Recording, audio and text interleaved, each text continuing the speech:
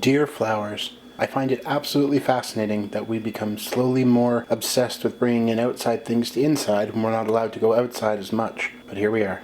It's obviously nighttime again, because that's my sleep schedule now, is just to be up all night and sleep during the day. I kind of sleep in naps now. I don't really function for 16 hours and then sleep for 8. Instead, I take 2 3 to 4 hour naps each day and kind of edit around that time, and when I hear somebody up, I come hang out with them. That's my life right now.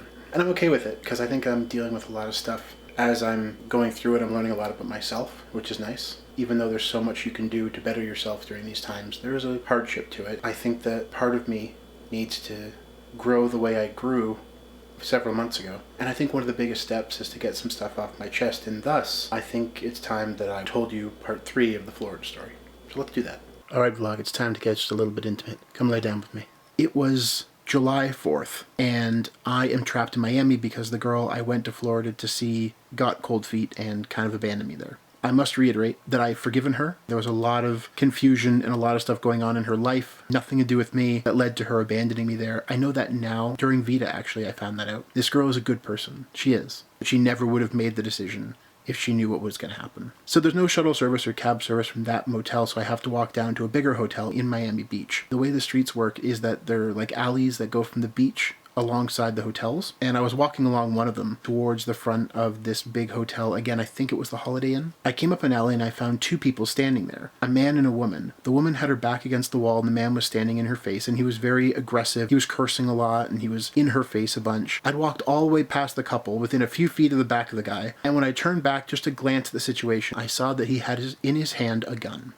Now, I have a hero complex. I need to save people. But in that moment, I realized the depth of my hero complex doesn't go very deep. It's a shallow dive. Because I froze. I didn't run. I didn't fight. I just froze. The whole time that I've been walking around, I went to where the rental car was to see if it was parked there. I walked up and down to find a hotel big enough. My leg is bleeding. The mass that's in my leg is bleeding and it's running down my leg. Gross, I know, but there's blood coming out of my body very slowly. And so as I'm standing there, I don't know what to do. Despite being trained to respect a firearm, I at no point knew that you could see that a revolver was loaded by looking down the barrel of it. I know that now. Because as I walked by and I froze and I stared at the gun in this man's hand, his finger was on the trigger. I knew that you don't put your finger on a trigger unless you're ready to shoot something or someone. So I'm full-blown panic. Training's out the window, all of my counselor training's out the window, all of my hero complex is out the window. All I'm thinking is, I'm already bleeding and now I'm gonna die. The man realizes that I'm looking at him, and specifically I'm staring at the gun in his hand, and he walks over to me and he points the gun in my face. He proceeds to, while still pointing the gun at me, ask me what I want. He called me some names, but one thing that he did, which was super weird, is he offered me the gun. He turns and he holds it by the handle, and he just offers it, like dangling in front of me, like, go ahead and take it. Now in this moment, my hands are up, just instinctually, and I'm saying no thank you, as he's offering me this gun. Now I can't see his left hand. He's offering it to me with his right hand, but I can't see his left. His left is behind him. So it could have been holding another gun. It could have been holding a knife. I couldn't see it.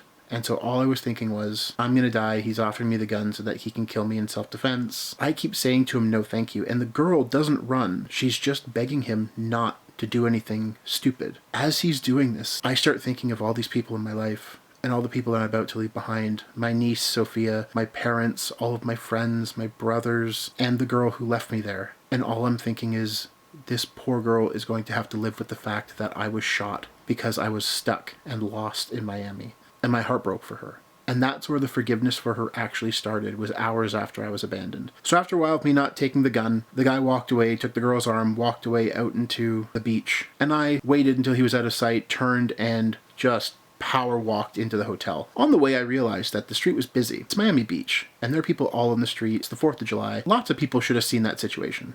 We were not far from the road. People should have noticed. And it's devastating to think that that's an everyday life thing in Miami. I don't accept that, but I digress. I go into the hotel, and I go into the bathroom, and I sit on a toilet and cry.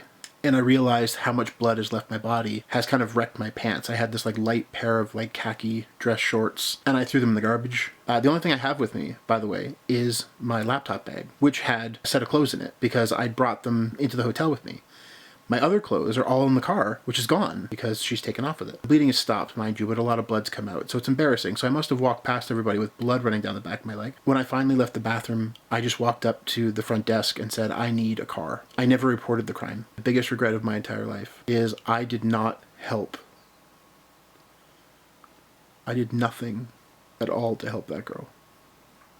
And she hopefully is very alive and very safe. Everybody always tells me, it's human, you're freezing up, of course, but I'll never forgive myself for not helping that girl. So let's fast forward. After a very racist cab driver drove me to the airport, and I got a cab from that airport to Orlando, I got home. So I'm going to end the story there, and to be continued this one last time. The story never really ends, but how I became confident in my life, how I became happy, that's important, because I hope it inspires even one person that's feeling like everything's low. I've been there, and I don't want to be like, it gets better, because that's really true. It's really true. I'm not making fun of that, but that's too cliche for what happened. It couldn't get better for me. It was incapable of getting better, and yet it still did. So I am living proof that when someone says to you, it gets better, and you say, no, it doesn't, and you're confident that it doesn't, you are wrong. You are wrong. And that's not a bad thing.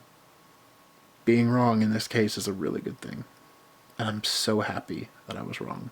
Anyways, thank you for listening. I have no idea how long this vlog is. It's probably like 20 minutes, but whatever. Just a couple of reminders for you guys. First and foremost, there's a link in the description below to the archive of footage that you can download so that you can shoot and edit a conversation with me. I'm trying to get some creative juices flowing and to see where people will go with it. I say a bunch of funny lines and some pretty standard ones like yes and no and whatnot. Take a look, description below, and if you need to know anything about it, 2 vlogs ago on the 22nd, I spoke about it and we filmed it, so you can take a look there. The second thing is that our short film, Suspicion, will go live on Monday, April the 27th. We put a lot of work into this during a film challenge in which we had only 8 hours to write and shoot a short film while under isolation rules, and we succeeded. And so the result of that will go live Monday. I'm really excited for you guys to see it. If you're not subscribed to my Jim Valen main channel, there's a link in the description below in which you can do that. So go ahead and subscribe and ring the bell so that you're notified when we release this thing, because it's so good. So the question of the day once again comes from my buddy Keetrith. Keetrith asked, is there more than my name on